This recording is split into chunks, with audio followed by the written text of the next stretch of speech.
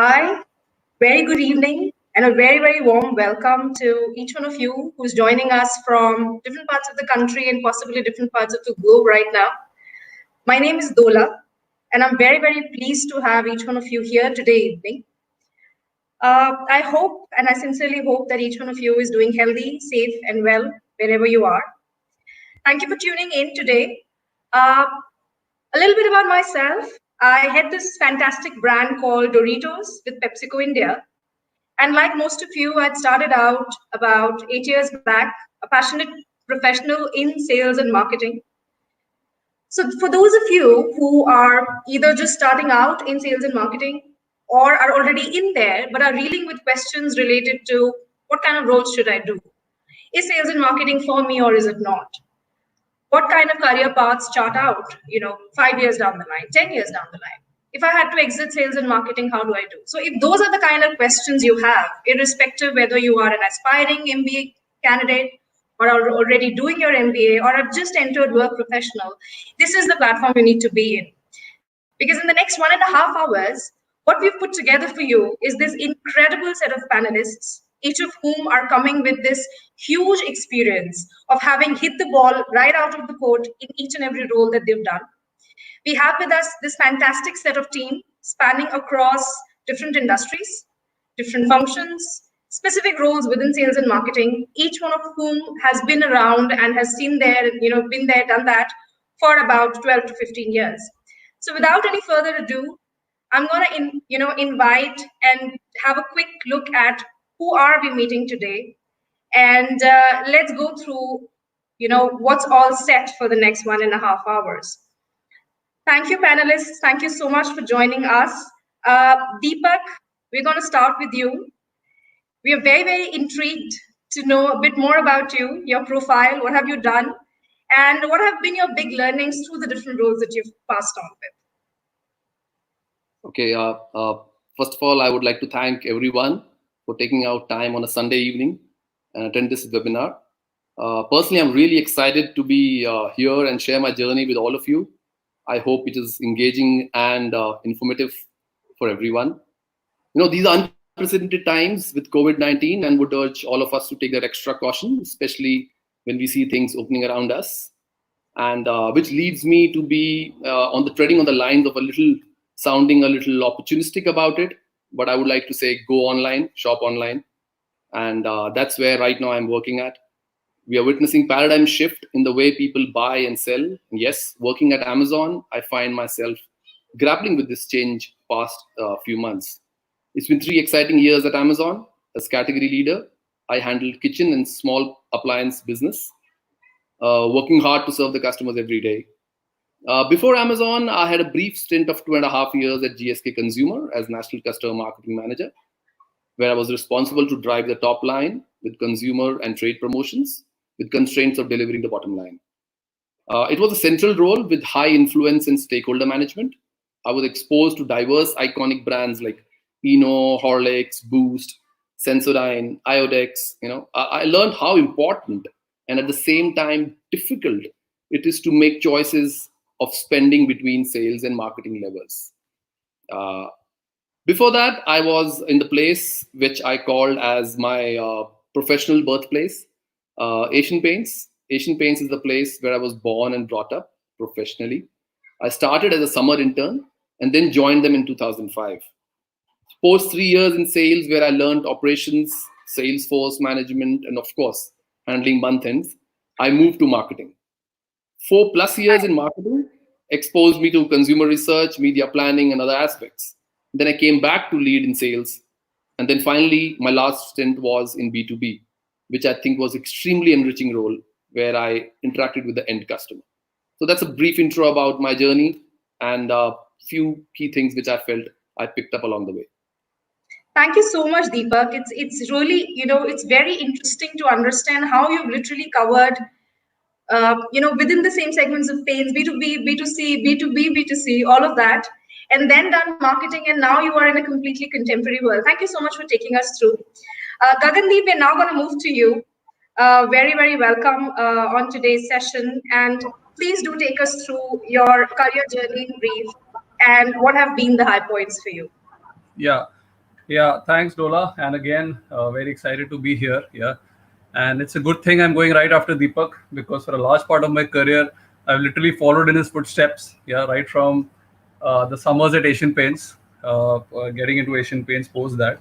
So I'll just maybe briefly take you through my journey in Asian Paints, the various roles like you indicated. Yeah, to give you an idea in terms of a career in sales and marketing. Yeah, so I started off in say the retail sales or the channel part of it. Yeah, and I was posted in Chandigarh. That was for a year and a half. So like typically is expected in a channel management role. Yeah, it is about maximizing market share in the geography that you've been given across the entire set of products that the company has to offer. Yeah, so that's literally what sales is. And as you look at maximizing market share, creating categories, looking at things at a town level, at a geography level, at a state level, you look at how you can pip competition, create categories, and that's what I did for the start 1.5 years of my career. Yeah, post that I moved to Delhi. Yeah, and I think one key learning for me there was the entire market share bit. So while in Chandigarh we were a medium market share, I think working in Delhi, which was a low market share, was an entirely new learning for me. And in fact, working in any metro as far as an FMCG setup has its own set of challenges which an upcountry market probably doesn't give you. So from Right. that point of view, yeah, I think Delhi was a good exposure. And they say, if you work for sales in Delhi, you can go work for the Italian mob, which is what I pretty much learned. And in fact, Deepak also was me as part of the entire Delhi team that was there, and that was an entirely completely different set of learnings as far as the entire low market share domain as well as the B2B space was concerned, where you interact with the builders, large ones like DLF, BPTP, etc.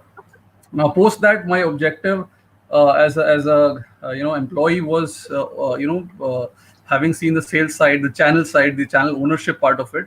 The marketing side was something which I had not got exposure to, and hence I then after a brief stint in Mumbai again in sales, I decided to opt for a profile in marketing, which is brands. Yeah, and I started off with say the interior side of things. So in Asian Paints we have interiors, exteriors, wood finishes. Depending on the usage, we have categories split in marketing. So from Right. there, I moved to a brand role in the interior space, yeah, and then from then on moved to the exterior space, where the additional learning and which was I thought I was lucky in having the journey because once you understand the channel, yeah, coming to marketing and knowing what is going to be effective, not effective, gives you that additional understanding and edge. Of course, it's a completely different world, like Deepak mentioned. Sales and marketing as brothers, yeah, but brothers who also fight. So it's a complicated relationship, yeah. So from that point of view, the entire marketing was a completely different game because in sales, while you're handling all products for that geography, in marketing, you're looking at a product or a product category for the entire country. So while Right. there you look at things at a town geography level, here you look and zoom in at a consumer level. So you identify your segment, identify consumer insights there, yeah, and then either have a product around it, a communication around it, something at a ground level around it, yeah. So the consumer becomes the focus, which is what we did, and that was my journey up till exteriors, and then the organization got into some new and exciting areas like waterproofing, yeah, because then we realized that consumers are saying was the paint is okay, but my walls are real shit, so can you help me there? And we got into waterproofing there, and since then the last 5-10 years have been very exciting for Asian Paints, where we've gotten into a lot more categories. So so my last stint was across exteriors and waterproofing, post which then we decided Asian Paints also branched out into decor as a whole, yeah, and there multiple partnerships, tie-ups, both organic and inorganic, is what the organization sought to build, and that's when I moved to my new role as strategy. So there's a new strategy vertical that we've created to handle the entire piece from that end. So that is what I currently handle. So that's my journey in a brief. That's such a good one to hear from you, Gagandeep. I mean, from sales to marketing to business development to strategy, and then you have these strokes of different locations and the nuances of that. So we're going to touch a bit about that as we progress further. But before that, let's move to Just Breathe. From paints, from Deepak and Gagandeep coming in from paints to a completely different setup. Just Breathe, eager to hear from you about what all have you done and how have things been for you. Okay, thank you, Dola, and thank you, Ron, for having me here. So I had a couple of years work experience before I joined IMK. I created my own startup before startups were cool and we knew they could be funded. So that was an event management business that I ran for 2 years as a deal with my parents, after which I did my MBA. I was with ITC for 10 years and with IMG Reliance for the last 4.5 years. At ITC, like with any large organization, you go through merit types of roles to build you up as a complete manager. So it's not just sales and marketing. It's just and maybe most of the organizations that are represented here, if you see guys coming in the first 5 or 6 years, are put through various types of roles just because the intent is for them to become P&L managers over a period of time. So that's what we had with ITC. Obviously, I came into the retail business instead of the FMCG business. And when I interviewed for ITC, I actually interviewed for the FMCG business. Mahendra, who's gonna follow me, was there, and then he gave me a half-an-hour pitch on how the retail business is the place to be, and fashion is the next sunrise industry, and I will make a lot of money. And that never came true. So every time he'll come on, I will log off because we don't talk anymore. I'm joking.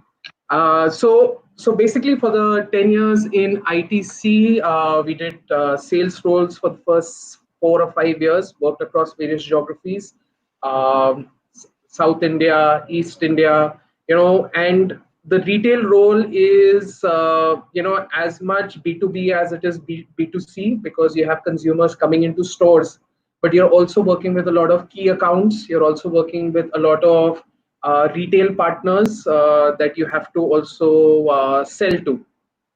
So that I did for the first 4 years. Then I did a year in retail development, which usually an MBA guy doesn't do. It's a dirty job, but there were politics at play to ensure the other guy got pushed out. So I got pushed in. And then I was brand manager for 2 years of Will's Lifestyle.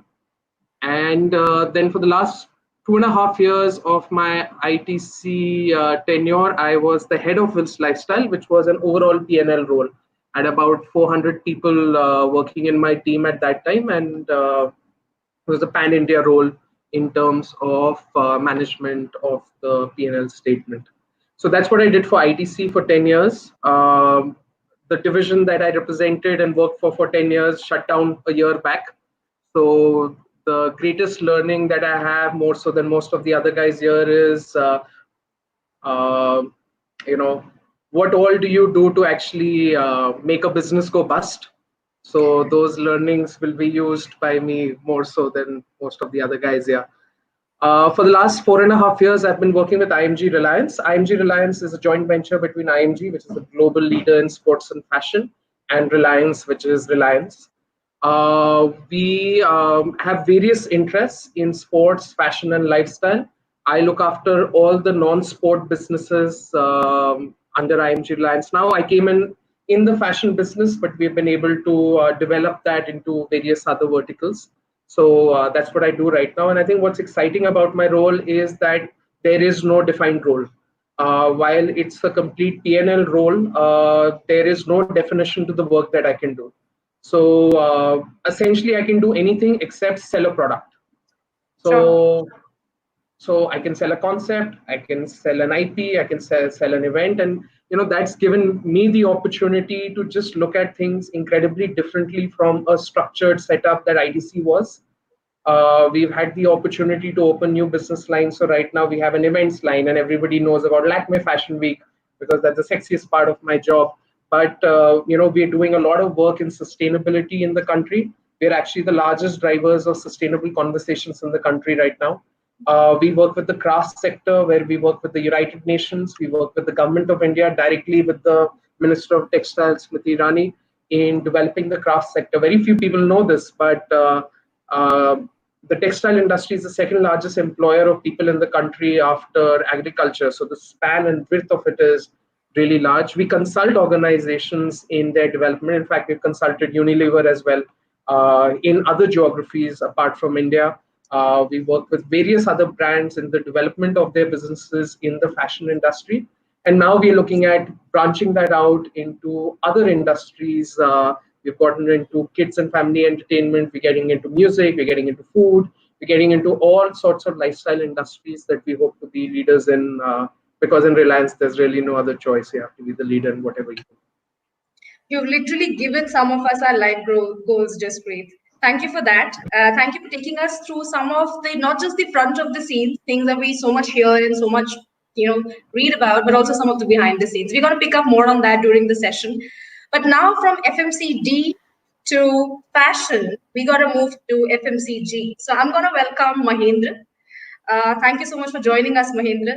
Please do take us through your career and how have things been for you. Great.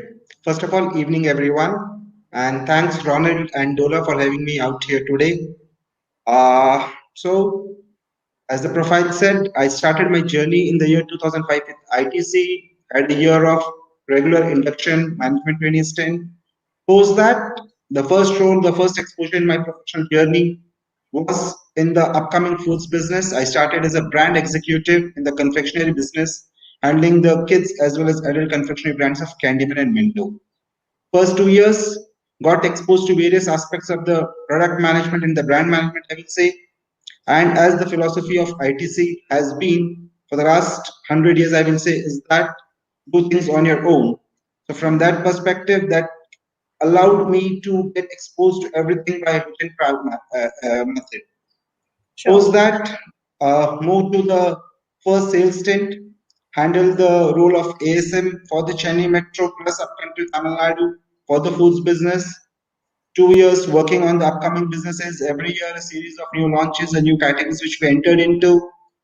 So got my hands dirtied there, moved to a next level as well as the next part of the country which was east, moved as a branch manager for Orissa, got exposed to all the lines of FMCG business of ITC, ranging from cigarettes to personal care to fragrances to foods. First role of heading a team of 100 plus odd people, obviously, along with managing the expectations of people and the organization. One of the core things which I learned in that stint was how to build a distribution infrastructure which can do justice to the requirement of various type of businesses parallelly. Now, this was complete unique experience, I will say, which ITC offers, because the kind of the spread of portfolio and therefore the kind of challenges which each portfolio has requires one to maneuver to change gears quite quickly so as to be agile, so as to meet the objectives of the business.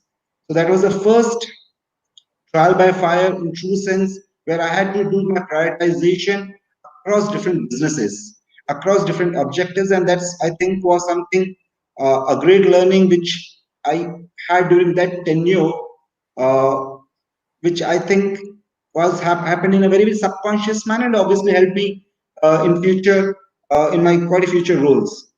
Post that, moved as an RSM for the Western region for the foods business. So the journey started in South, been to East, then moved to West, where obviously I headed all the business for all the 5 states. And from there, after 3 years stint in West, moved to head office role, where I headed the sales and category development for a part of foods business, which range from staples to snacks, noodles, as well as dairy and beverages. So these were the 4 portfolio which I handled for 4 years. Few of them are in few of the businesses we had accomplished a leadership position, such as staples, and few of the businesses we had just made an entry and were in a very, very weak, challenging position, such as dairy and beverages. So how to change gears from a leadership position in a business where you're in a leadership position and then to think like where you're a challenger is something. I think that role gave me an exposure both from a strategic perspective as well as from an execution perspective, I will say. And a year back, I moved to West again as a region head West for the complete FMCG portfolio of ITC, trying to consolidate our footprint in this part of the country across businesses, because now they are of quite a scale as of now, and obviously now that's the next phase which we have to work upon. So that has been my journey over the last 15 years with ITC. Thanks. 15 years wrapped up, so beautifully. Thank you for that, Mahendra. And, two specific points that we really picked up, and we will stress about that as we progress, is how Unlike many of us, at least the aspiration, you started with marketing, core marketing, and then moved to sales and then stuck to it. So we're going to talk a bit more about that. And you very beautifully talked about so many other forms of roles in sales, which most of us are not even aware of. So we're going to touch a bit about that as we progress. But before we do that, we got to hear from Sairam. If there's ITC, there has to be HUL in the panel as well. So welcome, Sairam. Thank you for joining. And we're all ears to hear from you, your journey thus far, and how have things been for you? Thank you, Dola. Hi, everyone. Super happy to be here. My name is Sairam. I'm from PGP 10. I've been with HUL for the past 12 years now. Out of the 12 years, about 6 years I've spent in marketing and about 5 years in sales and a year of management training, which obviously involved everything. To give you a quick summary of where it all started, I was a summer intern with HUL. I was lucky to get a PPO. Joined HUL in 2008. After my management trainee stint, my first job was area sales manager of Madhya Pradesh for HUL. I think I did that for about 3 years. After that, I moved to marketing, and I was the global brand manager on Dove, the soaps division of Dove. And I worked on mixed development, not just for South Asia. It was South Asia, North Africa, Middle East, and Turkey. So that I did for about 3 years. Then I moved to hair care category, where I was the marketing manager for some iconic brands. I've had the honor of working for brands like Clinic Plus, India's largest shampoo, Tresemme, Sunsilk. I was part of the acquisition and launch of Indulekha oil. So I did that for about 3 years. After that, I came back to sales, and I went to the home care category as the customer marketing head for home care for about 2 years. I did that role. Came back to marketing, and currently I'm the general manager for Lakme. I head the color cosmetics and skincare division of Lakme. So that's what I do right now. Sure. Thank you so much for that, Sairam. So I think the audience here is already getting a flavor of how varied our panelists, backgrounds that they're coming from, and very specific nuances of sales and marketing, which, more often than not, as a broad brush, we are not, very much cognizant about.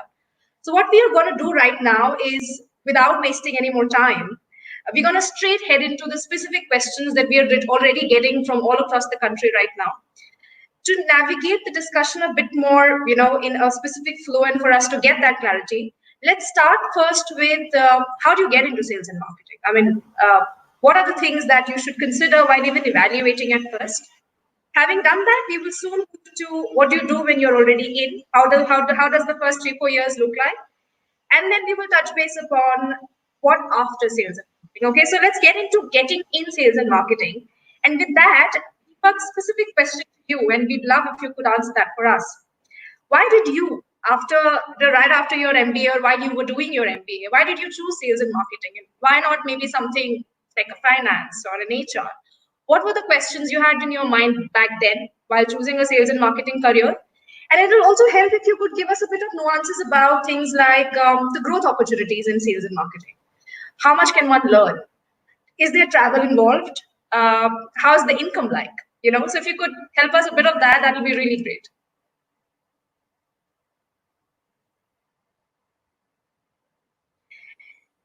Deepak, you're on mute.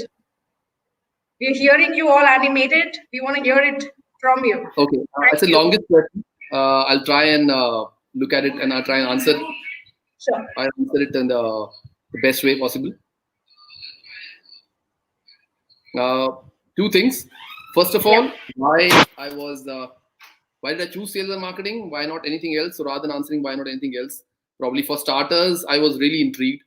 The way marketeers and the researchers and even cotlers of the world, when we read them, they would bring a human preference, right? What a customer likes, what a people like, and break that. They break that into something which is a model, a pyramid. It's not an easy thing. It's not maths. It's what my preference is. So keeping that and has the ability to break it into models and pyramids is something which I was really intrigued, right? For me, it was science, art, and of course, creativity all put together. So it's a powerful cocktail, I felt, as a rookie MBA to resist. So I think that intrigued me. And of course, then it depends on how I got my summer internship, and I got a great organization. So things fell in place. So that's the reason why I chose sales and marketing. I think that is the first intrigueness needs to be there. And that is always good, because that keeps your antennas on learning new things on. Coming to what should one expect as we grow along, and what do we do as we push along? I guess there are two things which I feel, apart from many things, I think two things sales and marketing, when you talk about, gives you. First of all, I think when you look at growth has a lot of dimensions, and probably, it not be comprehensive enough to answer it here. But for me, I think there are two things which in the sales and marketing career comes along your way. One is, I think, the different varying degree of interactions which you do with consumers, customers, team members, stakeholders, operations, financials, the frequency and diversity of such interactions for sure gives an opportunity to learn, grow professionally. I think that is, I think, is a very great opportunity, which a lot of single vertical organized works don't give you. Right? Either they will give you or they'll not give you at that frequency. So as the people build their career, they should look at growth in that sense. They should look at it as a Venn diagram, I feel. And as they grow along, they see, are the newer circles coming in, and all are the older circles becoming big in that sense. Other big plus in sales and marketing line of career, which I feel, is the degree of ambiguity. As Jaspreet talked about, as you grow, you make a plan, you build a brand. No matter how much numbers are on your side, still there is something which you need to have the ability to handle, read, and react the unknown. Now that is a big ambiguity which comes in a sales and marketing career. You can never predict it through a model completely. What the consumer will like, how will your network react to it, what pack size will move. Now you might have all the data, but we have seen the data fails. So I think that is another growth, I feel, because that ambiguity or experiences of ambiguity makes you up. Now, is it fun? Is it growing? Is income well? I guess, income well is it ever good enough?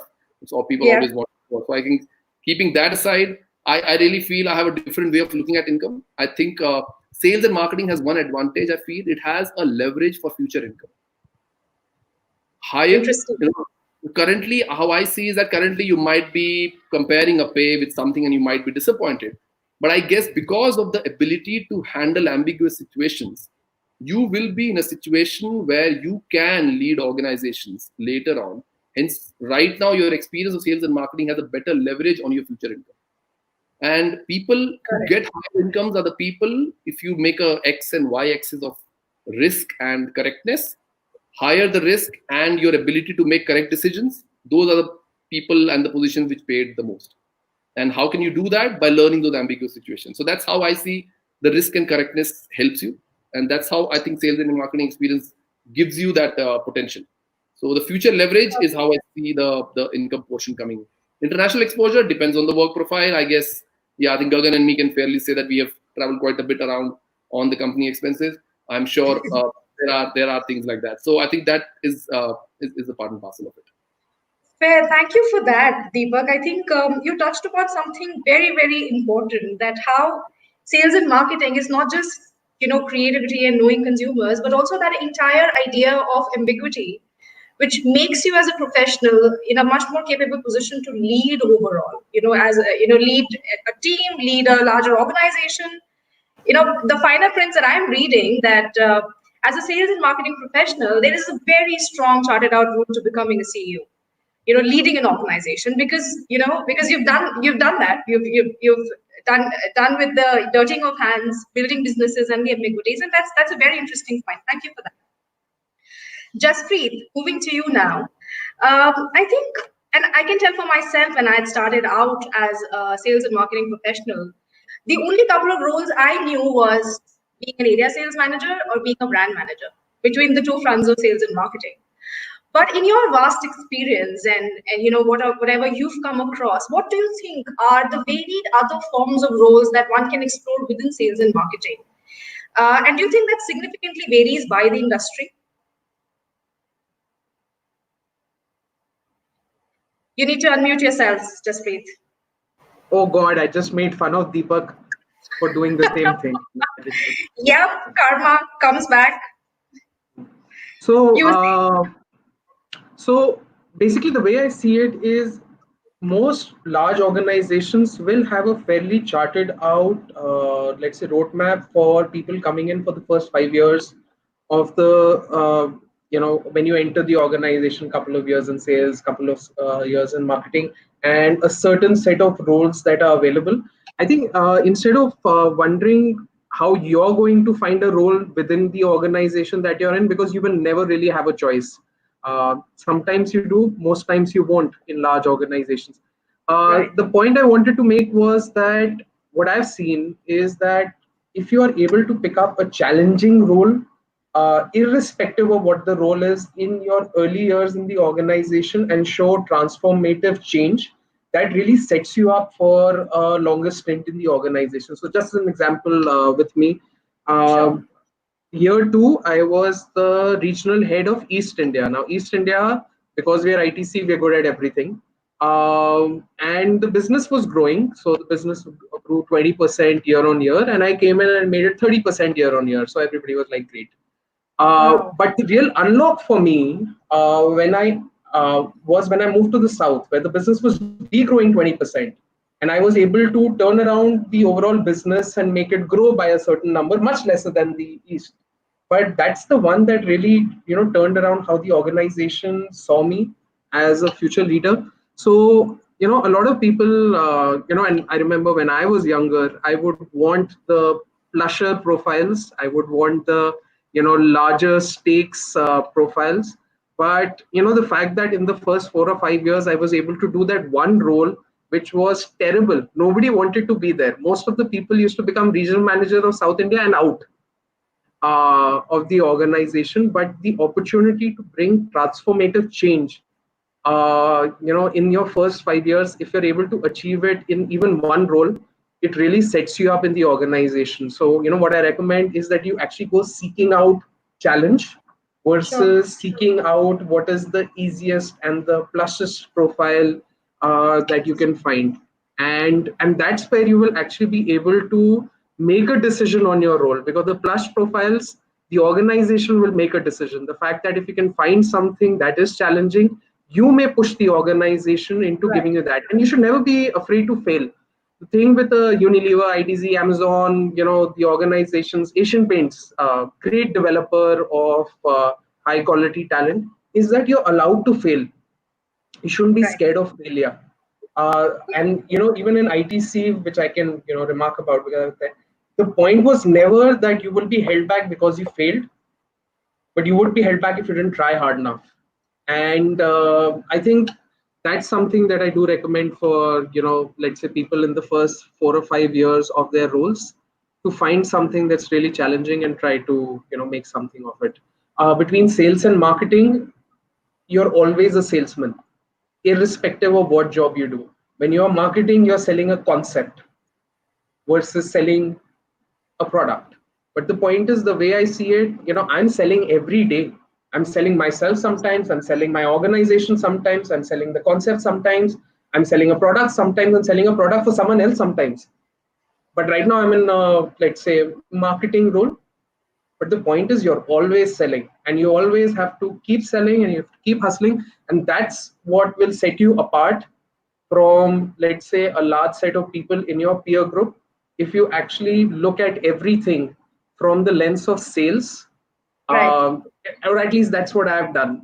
So I'm not, perhaps, even though I've done a lot of marketing roles, I wouldn't look at myself as a marketing purist. I would look at the guy who sells concepts in a marketing job. So that's how I would. Now that's a very interesting point of view, Jaspreet, and thank you for that. What I'm picking away from this conversation is, two critical things. That how it's not so much about the designation of the role or the fanciness around the role that entices you, but it's more about what can you do for yourselves in the role. How much of a challenge can you take onto yourselves and turn the tables around to prove to others as well as learn yourself. And number two, how sales and marketing are actually similar. It's at the end of the day selling, whether it's selling yourself or a concept or a product. So we're going to touch a bit more about that as we progress. Thank you for that. But picking on from what kind of roles lead to leadership, as Jaspreet was touching on, I think it's important to understand what are the key skills one needs to have. Like Deepak was saying, that you need to be creative, you need to be able to play with ambiguity. But what are those specific keys, skill sets that, let's say, a hiring manager or a hiring HR would look forward to in an applying candidate for a sales and marketing role? And I'm going to invite Mahindra here to help us, understand his perspective on what should be those skills, Mahindra, that any aspiring sales and marketing professional should aim to imbibe in his or her own self. Yeah. So, Dara, yes, any role obviously requires certain functional skill sets one to be proficient with. That's a hygiene requirement for anybody to be considered for a role. But as one grows in a particular function, there are certain characteristics which becomes far more important than the functional skills at times. Now, if I say with regard to a sales role, primarily the key characteristics or the key traits which one looks, or at least I look forward to, is result orientation. This needs to be extremely high in an individual if he is a part of the sales team, because he is the revenue, he is accountable for the revenue generation for the organization. So the result orientation is one key trait, followed by process orientation. Both sales and marketing requires one to be extremely stickler for process adherence. More so again in sales, because you are running a large operations in a very minimal supervision scenario. So until and unless the processes are very stringently adhered to, the complete system will not work in synchronization, which is extremely important for any sales setup to succeed. Third quality, I think, which is extremely important again to succeed in a sales function and to a certain extent in a marketing role, is ability to soak pressure. A sales guy is the first one who takes the hit in the field. An organization might have taken some steps, launched some product, launched some service after great research, great investment. And he is the one who will be most of the times brings the bad news. And obviously he takes the hit internally as well as externally. So a guy needs to have the capability to soak the pressure, because in those difficult times, one needs to protect his team and navigate them to safer locations, as I will say, make them completely focused upon the job despite the kind of pressure one will be into. Right. Linked to this aspect is, again, I say, it's problem solving, because in a sales function, what happens? You are the guy on the ground who has to take all the calls. In a marketing role, at least there are superiors who run through the same decision. So there are 4 levels of filtration which happens. But on the sales, in a sales function, on the spot thinking is extremely important. Your team is looking up to you for direction, and you can't say that I'll get back to you after discussing with you. So that's one again, an important trait for one to succeed in a sales role. And the most important one is character, because in a sales role you lead by example, and there are a large number of people who are reading and interpreting each and every steps of yours, each and every action of yours. So if you want that complete alignment, then that integrity, that character has to be displayed in every action, in every word of yours. These are quite a few characteristics or qualities which I think helps one to succeed in a sales role. Apart from that, in marketing role, one important thing which I believe, though I have not been hiring a lot of marketing managers, I will say, but what all means, I believe this is my interaction with the marketing friends of mine, is that one needs to be extremely sharp with regard to insight generation. That is something he needs to have an ability to separate the grain from the chaff. If he is able to do that, along with his ability to manage the pressure, manage not to buckle under the pressure of the superiors, and obviously towing their line in a very reformed and polished manner, will make one be true to his category, be true to his brand, be true to his consumers. So that's, I think, are the few key traits one need to have to succeed in sales and marketing career, irrespective of the hierarchy. I think you've almost cut it a little short of being a superhero. A sales No, and it's marketing not. guy. No? No, it's basically one has to be true to himself, I will say. Do Got not it. try to get influenced in a wrong manner by others. Right. The more you will keep it simple, the more it will be easier for you to succeed in a sales and marketing role is what I believe. Absolutely. So, like you rightly said, it's that fine mix between the technical skills of being the sales and marketing manager, of being able to identify the insights, go solve them, and buckle under the pressure. And then there are these people skill and softer behavioral skill aspects that one needs to, one needs to buckle in. And I think you touched upon something very specific, which is universally known about sales and marketing, that how there's this pressure, constant pressure of closing, monthly Yeah. closings, quarterly closings, annual closings, and how you Weekly the first closings and person. ITC. There are few of my colleagues who share Trust weekly me, it's closings no and ITC. different anywhere else. Trust me, Yeah. it's no different anywhere else. But truly to your point, it's about how you are the first person managing it between your team and the organization. So thank you for that. Thank you really for that. Now, having understood how do you get into sales and marketing, how do you prep up for sales and marketing, and what do you really expect in terms of skills that you need to have, I think it's important to also talk about what about the industry that I should target. I can talk for myself. For the longest time, I thought that if it's not FMCG, it's not sales and marketing. And if you are thinking similar, then I would like to invite Gagandeep to help us understand that. Gagandeep, you yourselves started out with not really an FMCG, but closer to an FMCD kind of a setup. How similar or different are paints from an FMCG? And do you think the learnings are significantly different between the two? Yeah. So, Dola, like you rightly said, there is a common misnomer that unless it is FMCG, there is a certain learning, and in the other categories, it's a gray area kind of thing. But I think FMCG is more the way that the consumer uses the product. Okay, and I think while say paints, for example, and I can say for it is not FMCG because you paint every 5-6 years. Yeah, but I think Right. everything that is the front end. Yeah, from the back end, and you would have some view to that even in your category from the back end. I think it's not very different from an FMCG per se. So whenever I look at say the marketing setup we have in Asian Paints, the entire creative agency that we work with, the marketing insights that we work on, yeah, the agencies Yeah. which look at doing research with us, and we partner them in various researches, consumer insighting, yeah, journey of the consumer, the way the consumer has evolved, her tastes, yeah, the entire evolution in terms of the category. I think it's pretty much the same. Yeah, it is the same in terms of how uh, we look at the category in terms of consumer inciting. So whether it is sales, yeah, or marketing, I think the FMCG, FMCD discussion, argument, debate is more on the front end.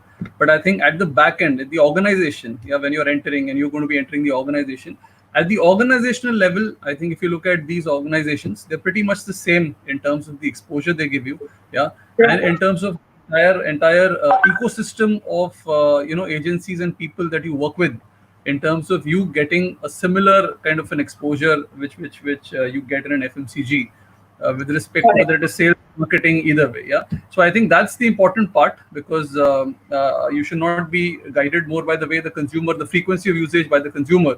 It has to be Got the it. kind of skill set you get while giving the consumer that experience. Yeah. And in fact, Asian Paints, I can, if in the last, couple of, or whatever, 3 or 5 years, I think the evolution also has been from paint, yeah, to color, and now to decor.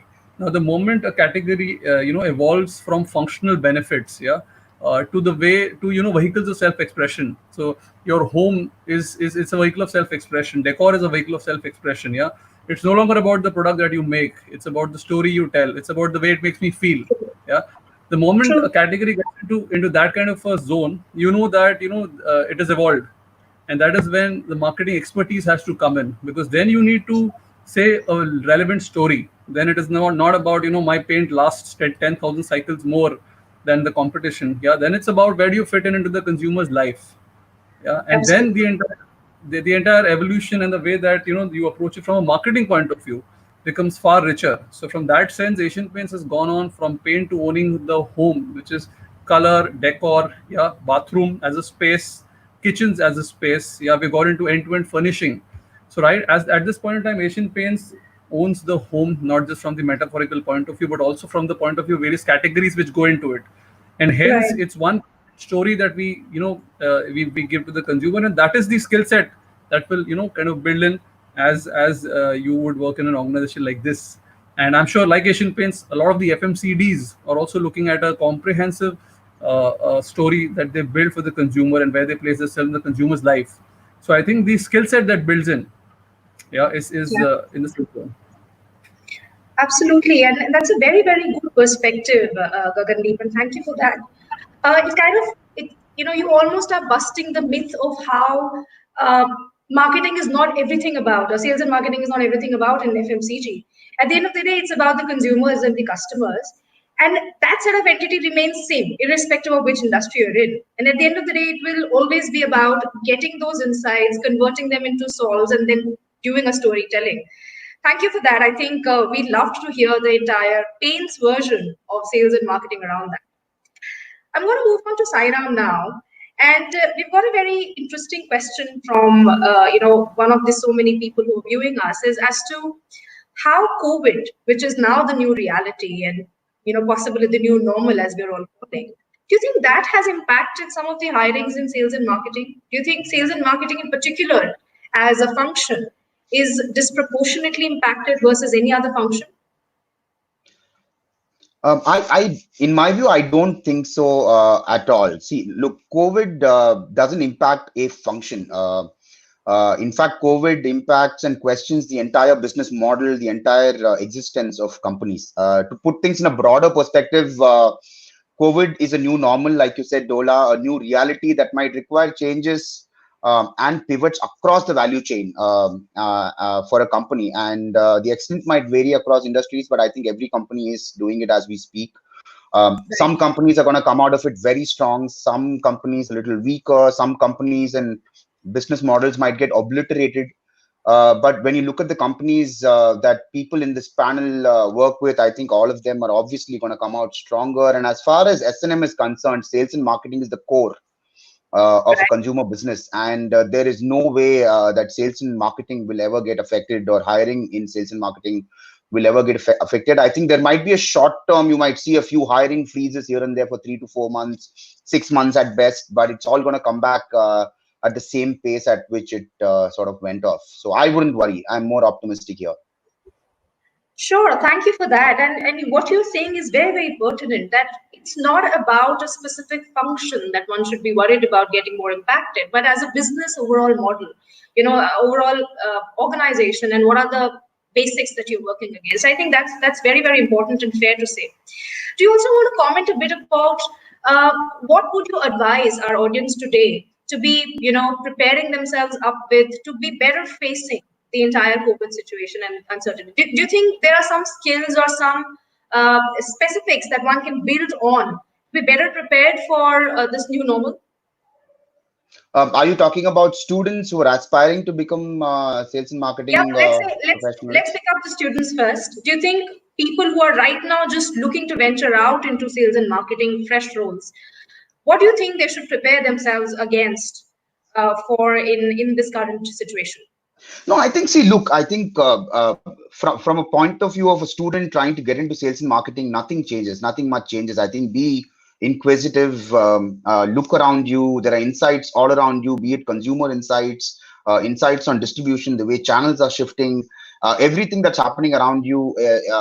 Just be aware of how it's impacting people's lives. And I think marketing is about solving a consumer's needs. So as long as you are attentive and curious, I think you're going to do well in interviews. So I don't think, particularly keeping COVID in mind, should I change something or do more of something or do less of something? I don't think so.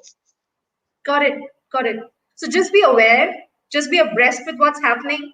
And like Jaspreet and Deepak had talked about much earlier, that it's all about problem solving at the end of the day. So if you're able to do that, like Sairam is saying, you really need not worry. Fantastic. Thank you.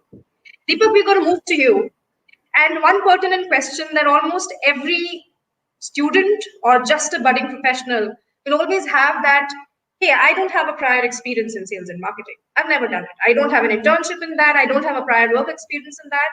Can I still target sales and marketing? At my final placements, should I still be targeting? And if yes, what do I need to do to be prepped up? What are those specific nuances that I need to build in to convince my hiring manager that while I may not have done a sales and marketing earlier, but I'm equally passionate and equally capable? Okay. First of all, I think looking at the people on the panel, I think should give the new joinees confidence of the fact that sales and marketing it's not a prerequisite that you need to have a prior experience. So that's the first thing. I never had it. I think a lot of people on the panel, they didn't had a great sales and marketing experience beforehand. Secondly, saying that we don't have that sales and marketing experience is also wrong. Right from our childhood, we are selling things. We know how to talk to people. We know what to sell, be it our own idea, what we want from our parents. So I think that is something which we all have it in us. So right. Yeah. So it's all about now how professionally we display that. Just having an experience does not help. So if you have an experience, that will not make me recruit you for sales and marketing. Right? What you make out of that experience is something which I would be looking for. What have you learned from that experience? Have you learned the ability to fail? Have you learned the ability to take decisions fast? Have you been able to look around things and be innovative in the way you have come out with a solution in a limited time period? That's what a summer internship is. You don't have the full information of the organization. You don't have the luxury and wherewithals and resources of the entire organizations. And you need to solve something in a very limited period of time. Now, if you are able to demonstrate how you maneuvered through the process to your interviewer, I think that is what people are looking for. As a sales and marketing person, I think you should have a great ability to make assumptions and build models. I think that is something which is extremely critical. You are not here to solve models. You are here to build models. When you look at the data points or the interactions which the customer gave you, how do you build models and build an insight? Even in sales, how you look at those trends and build models is what probably will help you. I remember my summer internship question was that how many footballs are there in the world? Wow. I was a little perplexed. Then I started rambling something, and finally I came up with a number. Did the number really matter? No, number never mattered. Right? I think the way I would have approached the question is what probably somebody would have liked on the other side. Secondly, I think having experience is great. So I'm not saying experience is good. But what you make out of the experience is extremely important. On the second hand, if you don't have the experience, but you don't have a professional written experience on the CV, while inherently you have an experience of sales and marketing right from your childhood. So that is something which you all have. So I don't think that's a bigger prerequisite. Why do we see certain organizations asking for it? Well, it's the inability of the organizations to build that culture. And that's the reason why they have. So if you see the traditional economies, right? I'll not say old economies. The traditional economies, companies like A-Paints, HUL, ITC, they have a huge, rich culture and a process and a system to inculcate, bring people in and groom people up. Hence, they're okay with taking fresh, impressionable minds and take them up, build in their own culture and build a leadership through them. Unfortunately, companies who are new economies, they don't have that time, they don't have that luxury, they don't have those resources, they don't have that setup of having a proper system like that. And that's why they end up asking for an experience, work-ex.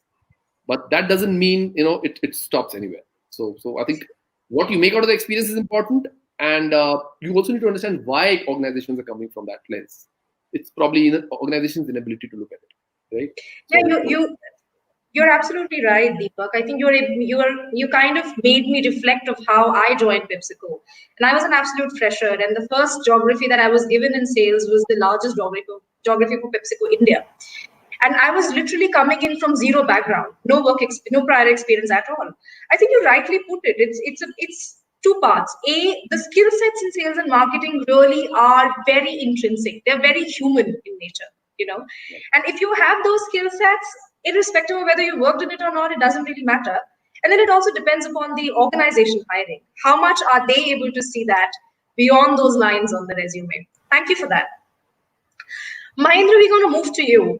And I promised the audience out here that we're going to delve a bit more about this forever fancy nuance of how I want to do marketing. I want to make films. I want to meet directors and I want to meet celebrities and make fancy presentations. I know I was at that. And first 5 years of my working experience, I didn't make a single film. But you are an exception, Mahendra. You had started out with core marketing. Brand Right. management is what you started out with, and then you moved to sales, and then you stuck with sales till date and thrived in it. What was your experience like, and what would you want to advise the students out here and the working professional teams out here about this obsession with marketing? And why did you choose to go the other way around? Okay. So yes, I think when we are at campus, somehow we intermix both sales and marketing to be a very, very same function. But the two are intrinsically different in a manner to say. Now, yes, I had my initial 2 years in ITC in a marketing function, got exposed, and then was thrown into sales role. Right, Now, one on sales role, as I said earlier, also one is on its own with regard to the task on hand.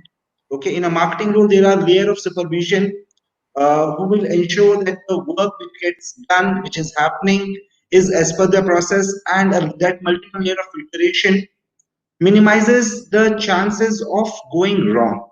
At least what all processes one can adopt to as to ensure that the output is as per the expectation on the as per the desired level.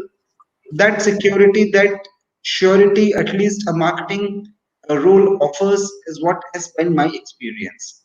But when I went into a sales role, I thoroughly enjoyed the challenge of being on my own.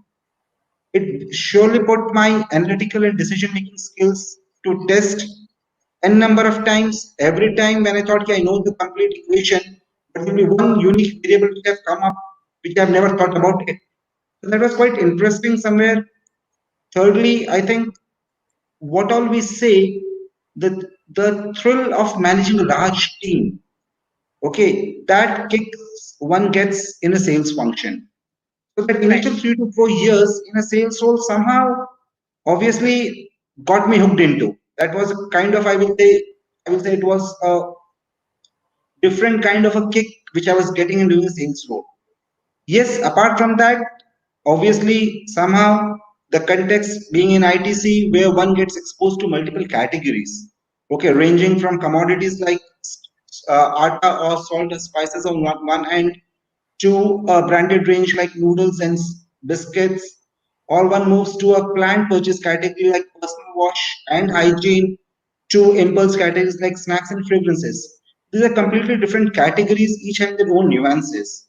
right. Now, for one to get exposed to all these categories in a short span of time, I think that opportunity only a sales function will offer you because a salesman has to manage the complete portfolio, right? A marketeer will get a complete in-depth understanding of that category, of that consumer throughout the landscape of the country or to his PG.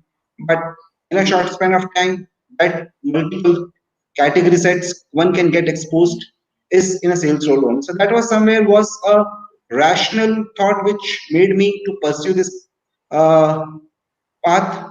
And I think lastly, somewhere it is also uh, the challenge of when you set a business. And one way I thought ki the process of managing a growing business, that Right. alignment, that general management principle which one practices, that comes to a much more into play in a sales function.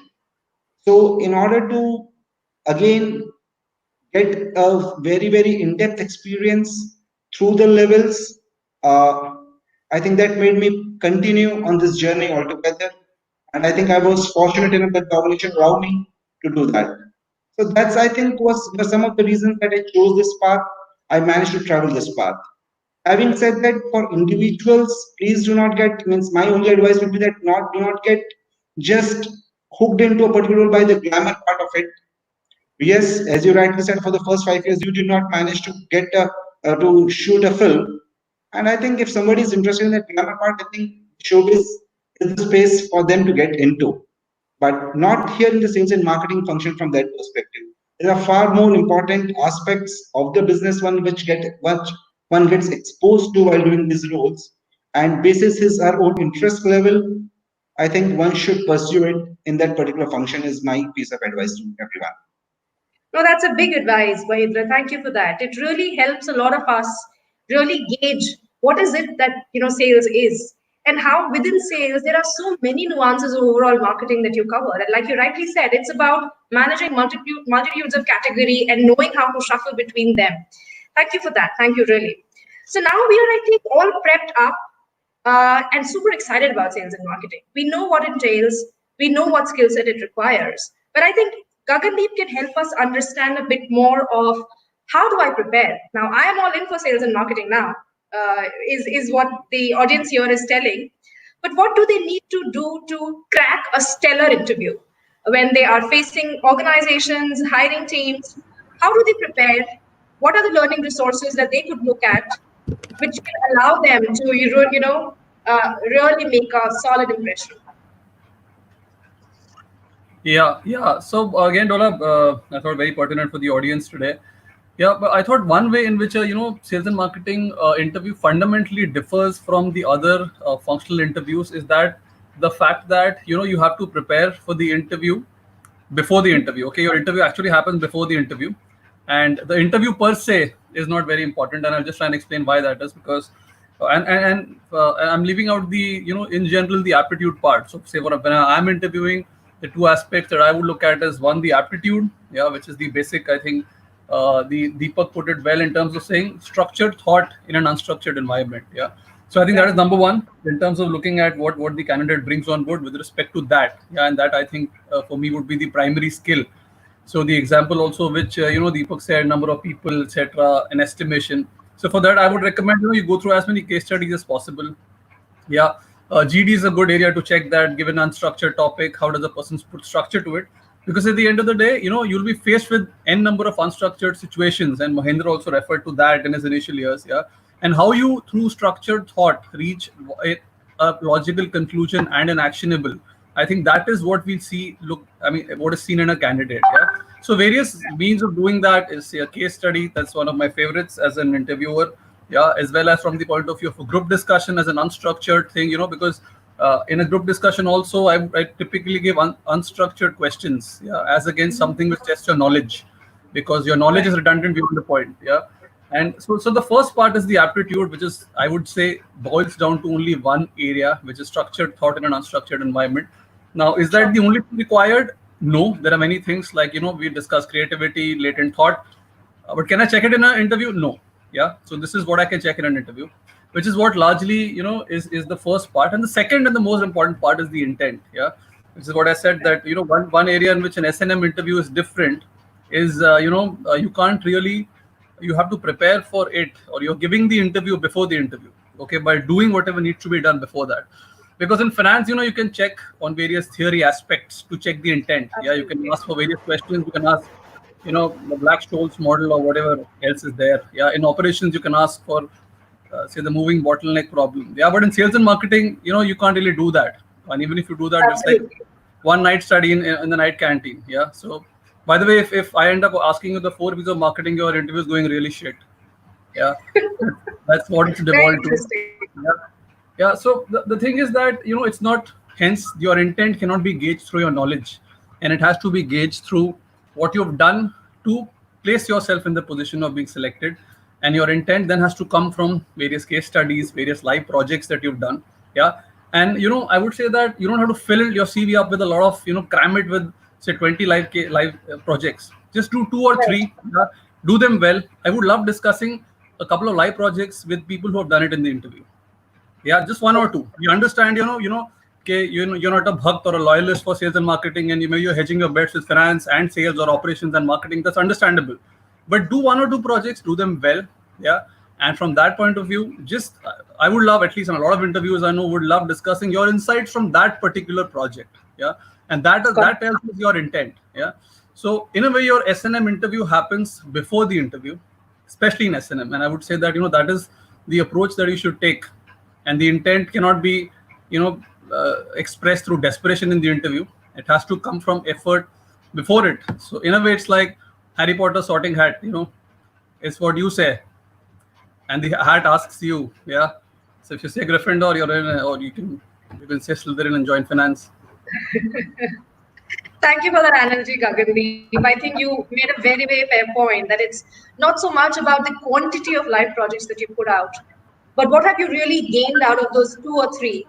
And I agree. I mean, in my career of 9 years, I've never been asked, talk me through the Kotler model on page number 36. Never. It's always been about applicability of it and problem solving part of it. Thank you for that. We're going to do a bit of fast forward now. Having heard each of our five panelists, I think all of us are absolutely sure and clear about what sales and marketing really entails and how does one get into it.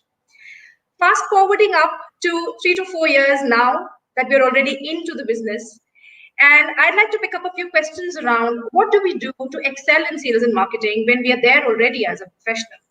And I'm going to invite Sairam first to take us through what are those typical roles that one should aspire to look at in the initial 3 to 4 years of being in a sales and marketing career, both from a sales and marketing perspective. What are those typical roles that are there to choose from, or which you would advise to choose from? Yeah. So I think, look, the first 3 to 4 years means that you've probably joined the company, you've done one role, you're probably at best in your second role in the organization. I think my fundamental belief is that in the first about 8 years at least of your career in sales and marketing, you should get a width of experience. Yeah, I don't think on day one, I believe, and I think one shouldn't say I'm only a marketer, I'm only a sales guy. And I think get a width of experience, I think, is what I would suggest. And that's what I still remember when I was a young management trainee, Nitin Paranjpe, who's currently the CEO of Unilever, had told a bunch of us, saying try and get width of experience. And I think that's what I would tell people here. There are many roles. There are CD roles, multiple. There are central CD roles, front end CD roles. You have marketing roles, both in local and global, and mixed creation, mixed development, deployment. There are channel roles, e-commerce. I think the more width of experience you get in the first 8 years, the better, because it builds perspective. You're more well-rounded when you get into the leadership roles, because it's always good for a leader to have a well-rounded perspective and knowledge. Is to me, I consider that that's very important. Most organizations give you the option of citing your interest so that they know what you want. And obviously, it's always not your decision, but it's always good to cite your interest so that the organization can help you chart your career. Got it. I'm going to build on that, Sairam, and I'm going to move to Jaspreet now. Of experience that you get. Jaspreet, we'd like to understand from you that is it about width of experience from the same organization, or does it leave you high and dry at the end of the day? Or is it more advised to keep moving between organizations? Let's say from a traditional firm to a not so traditional firm, a different category, different products. How does it work? How does the width of experience really work? I think it needs to be a balance. While if you see, most of the people on this panel have been, with the same organization for a period of time. If the organization is giving you the opportunity to get that width, if the organization is giving you the opportunity to grow, if the organization is remunerating you positively for sticking to the organization, my recommendation would be to stick to the organization.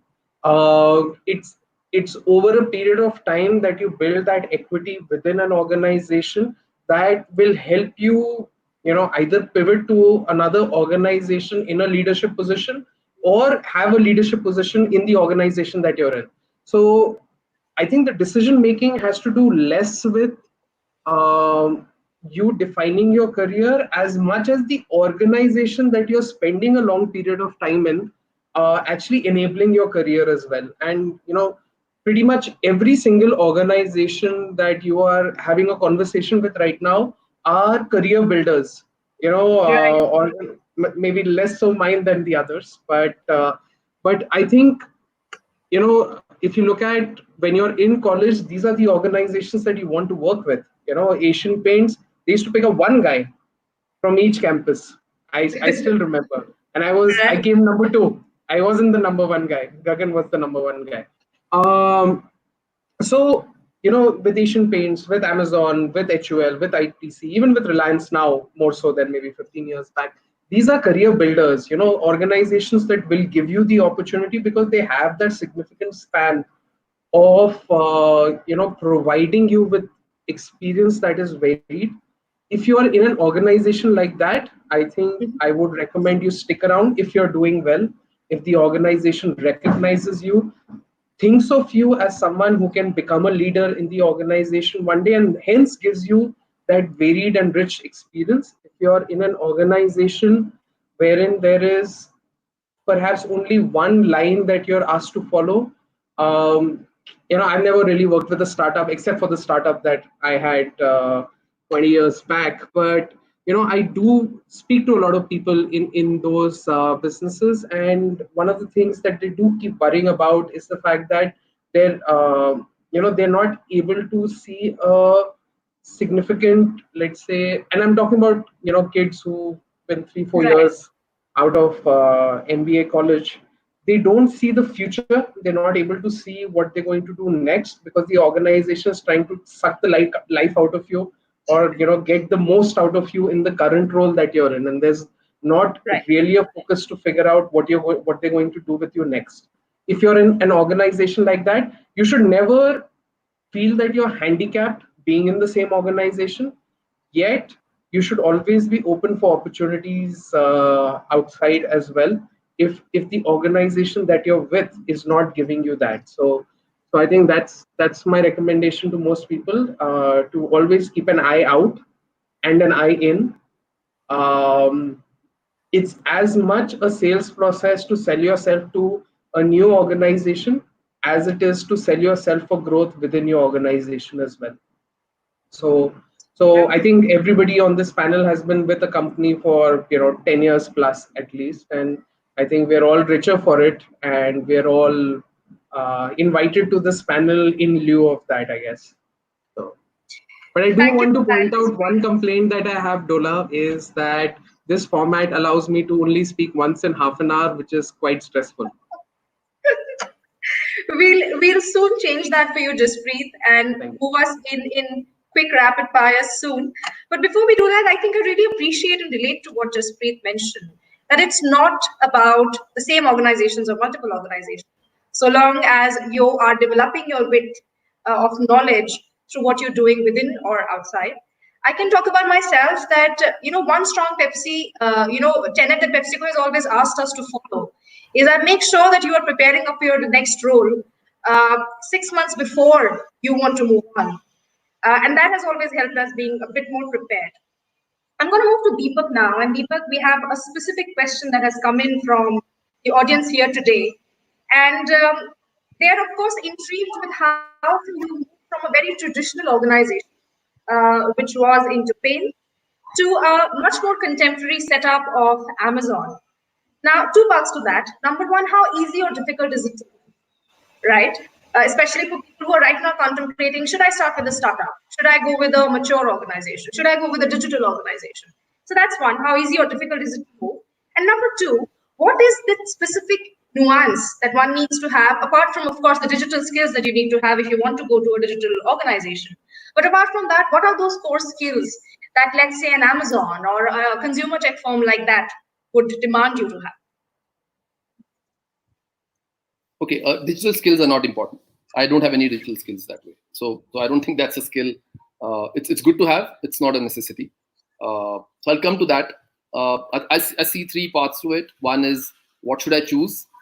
And second is, how do I switch? Can I switch? Is there an option to switch? And third, what's the difference here? So I'll start with the first one, which is how do I choose, right? I really feel the world is changing really fast, right? So if you look at even the best of the machine learning models can't predict what the next 4 years will be, or next 5 years, or probably next year will be, considering the situations. Hence, what is right, no one can say which industry to start off, which industry will go down or go up. I think it's too no one can predict. Even the models can't predict that well. So I don't think that's the model, that's the mental model you should have while choosing an organization. But the good point is that if you have an option to choose, I never had an option to choose. A lot of campus people don't have an option to choose. But if you have an option to choose, then choose the companies who have credibly demonstrated that they invest in people and systems both. Now, that's extremely important, no matter what company you are looking at. It's not about, traditional companies or new economy companies. I think in your early days, you would need that support from the organization. People and systems both are extremely critical, and you need to look at the organizations who have demonstrated, read about them, who have demonstrated a credible way to invest in that. Right? Good people get frustrated if you don't have systems, and systems will need people to make the systems more intelligent and improve that. This continuous improvement is something which churns out what we call as organizational culture. So I think when the organizations are there in this sense, I think that's the organization I would say. Now that organization could be A-Paints, that organization could be any XYZ organization, right? So that's my mental model, what I suggest to people when they're looking at choosing the organization, right? Second is, if you're talking about, can the switch happen? Imagine, I think it's a weighing scale, right? Where customer needs are there and both kind of organizations on our both sides, right? New economy and e-commerce, let's say, old traditional economies and e-commerce. The consumer needs are changing. Hence, this weighing scale is never in a perfect balance. It will never be, because consumers' needs evolve, and sometimes the particular side of the certain kind of firms, they fulfill that better, and particular side of the firms they fulfill better. So the need for people with specific skills on both sides will always be there. I just feel it's actually a vacuum. The new commerce teams, Amazons of the world will need people from HUL, from ITC, from A-Paints to come and lead the business. A-Paints, ITCs, HULs of the world will need people with e-commerce experience to come and build their business faster in some way. Absolutely. I guess so that need will always be there. I think the question which you need to answer is that how much you would be ready as an individual to make that change when that moment of truth comes. I think demand is and will always be there for a switch. So I don't think that is something which is there playing on your mind. Should be. The last piece on the key differences which I felt, I think, I felt that e-commerce space, and specifically Amazon, the scale matters a lot. Yeah. So for us, the difference between that, scale needs to be built faster. A lot of data points are there. We need to have the ability to build models and insights faster. We need to have the ability to keep it running and run the pilots and fail fast. Now, these are the key differences which I at least realized in my 3 years at Amazon versus my 12, 13 years outside Amazon. That apart from Amazon, which is a very peculiar organization, and I'll not get into that, but purely on the basis of e-commerce and non-e-commerce, I think these are the things which I found to be different. These are the things which I found or I struggled to move faster because I was not doing that. Otherwise, no one checked with me, do you have digital experience or not? So I was not recruited for that. That skill is something which I think is not what they're looking for when they're recruiting leaders. Thank you, Deepak. I think that you really clarified that for a lot of us. So I'm a time machine, and I'm going to now do a fast forward once more. And I'm going to invite Gagandeep for one last question before we move to our super exciting rapid fire. So Gagandeep, imagine now we are already, for the bulk of our audience, now we are 15 to 20 years into sales and marketing. And we want to now move out of it, right? What are the exit options an individual has from sales and marketing? What are those related roles one can look at, having spent a considerable time in sales and marketing? Yeah. So that's a good question, Dola, to ask to someone who's spent 14 years in one organization. Yeah. But I'll still, ironically, I may be the right guy to answer it because I've seen most people leave. Yeah. And I've had those conversations with them as they leave. So in a way, I'm also a repository that way. Yeah. So just let me split it into 3 or 4 parts. Yeah, very quickly. So I think a few areas which sales and marketing career in FMCG/D gives you as a platform to jump to. Okay, one of them is obviously, like Deepak mentioned, is the sunrise industries. Yeah. So earlier, when the banks came in, then the insurance came in, then the e-com guys came in. From that point of view, it is largely, the talent, leadership, etc., etc. FMCGs with their tried and tested methods and ways of grooming people, taking the right kind of people, grooming them. That becomes a clear recruiting ground for any sunrise new industry that comes in. So and that changes every 5 years. Like I said, first it was the banks and insurance and e-com. Yeah. So that any sunrise exciting industry that comes in, till they set up their own mentor programs, their own trainee programs, their own in-house HR programs, FMCG typically becomes the place that where, because the all-round development of an individual is seen there. Yeah, that is one. The second is when you develop a certain particular skill set and you're recruited for that. For example, as you get into the FMCG part, some people get into the digital marketing side of it. Yeah, some people get into specifically vendor management part of it in terms of B2B. Right. And that specific skill gets scaled up as you join somewhere in that sense. Yeah, which is Right. there. And the third part is from the point of view of you moving in within the sales and marketing space. So, a small fish, big pond to a big fish, large pond, where you join one of the smaller organizations, but in a similar S&M kind of a profile, which could be a C-suite kind of a role that has been offered to you. Yeah. Right. So these are three exit options that exist. Yeah. And I think it's one of the profiles which, as a platform, yeah, it gives you a huge and a very wide platform to jump from. Yeah.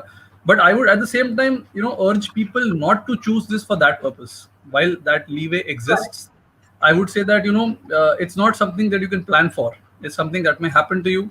And that's what I think, that's how careers are built. You don't plan like me, Deepak, JC. I don't think we planned being in this state, 14 years back. You work and then you pick up the next shiny thing on the horizon and you work towards it. Yeah. However, this space does give you that very wide leeway, but I would say that which gives you an opportunity to jump to multiple areas. At the same time, I'd like to sound off a note of caution that that's not why you should possibly choose, because you're not able to choose on campus. To sales and marketing le lete hain. I'm just deferring my decision. Yeah, I'm just deferring my decision of what I want to do in life. I would say don't choose it for that, but yes, it does give you that leeway. Got it. Thank you so much for that, Gagandeep. I think it kind of sums up the entire day's conversation very well.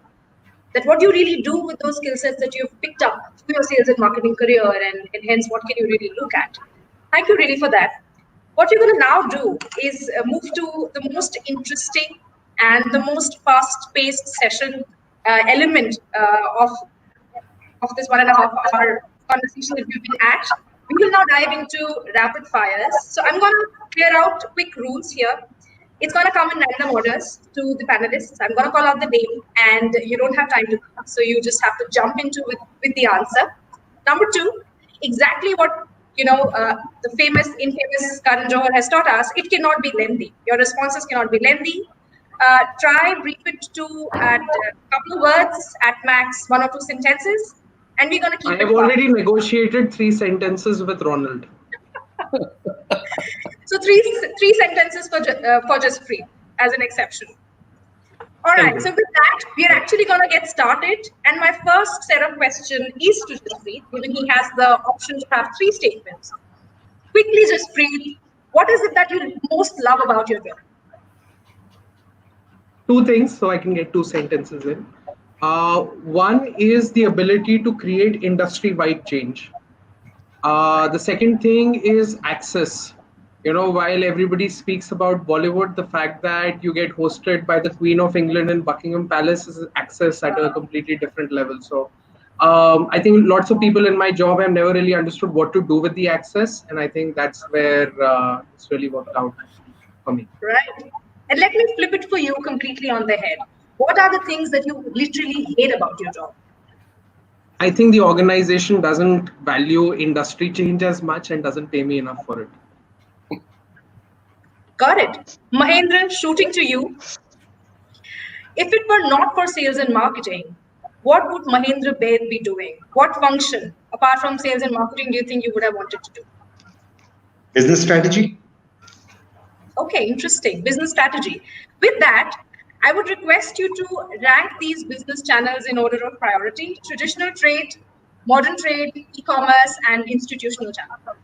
Traditional trade, MT, ecom, institution. Okay, What man? I was a traditional trade guy, man. I have not shifted my loyalties yet. ITC wala. Correct? Fantastic. Sairam, next up is you. Tell us one big trend that you are seeing in sales and marketing now, which you think will be here to stay.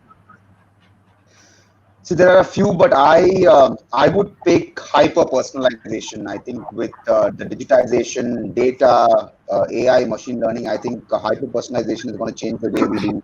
It already is changing the way we do sales and marketing. Got it. And I'm going to throw up another case study question to you, Sairam. In the constraints of resources, what would you choose?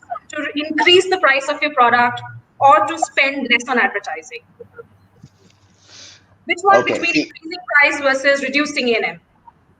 It totally depends on the context, but most often than not, I would pick reducing ad spends. Hey man, we're doing Lakme Passion Week together. Don't reduce ad spends there. Remember our conversations, JC. So reducing ad spends it is for Sairam. Deepak, we're going to move to you now. Given your extensive experience in both sales and marketing, tell us one brand you aspire to be working on. Tell us one brand that you've not worked on, but you would love to work on. I've not worked on many brands. I've just worked on very few, like a few brands. But I think the twist of the question would be something like Manchester United. I think these sports brands is something which I feel are so unique. Countries they stretch themselves across globe, across geographies. Even countries where people don't know how to play that sport very well. These Bulls or Manchester. So I've never worked in this industry. It's really intriguing. I feel someday if I can get an opportunity. Deepak, send in your resume. I was just about to say that. Okay, I'll build up from that. Deepak, what's your favorite ad campaign? My own, which I worked on. My own, which I worked on. Please check out on Royal. I think let's promote that, and it was there. Okay. Anyway, so the other one, I think for me, the best one is Pidlite Fevicol thing. It just rings a lot of bell. Right notes are being picked there. Right. It's entertaining. It has the right reason to buy. It has everything which I think it's 10 seconder. Marketers can run it again and again. So it's good. So 4 dots and the Pidlite thing. I love that ad. I just love that campaign. Got it. Thank you. Gagandeep, you're up next. Choose one between sales and marketing. What's that one core function that you feel more closer to? Yeah, marketing. I always choose functions where the outcome is vague and you don't have to define it. And you can get away with, just good English and sincere body language. Gagan is a cost center. Is how I read it. Yeah. All right. What is the profit center in life, Gagan? As a call center. Popularly known as a call center. Yeah, but on a serious note, I don't think it's an either or. It's a yin and yang, and you have to do both. So you have to place yourself to do both. Yeah, and eventually whatever takes you higher quicker is a combination of both. All right. The last question for you, Gagandeep, since you talked a lot about how does one prep up for sales and marketing interviews.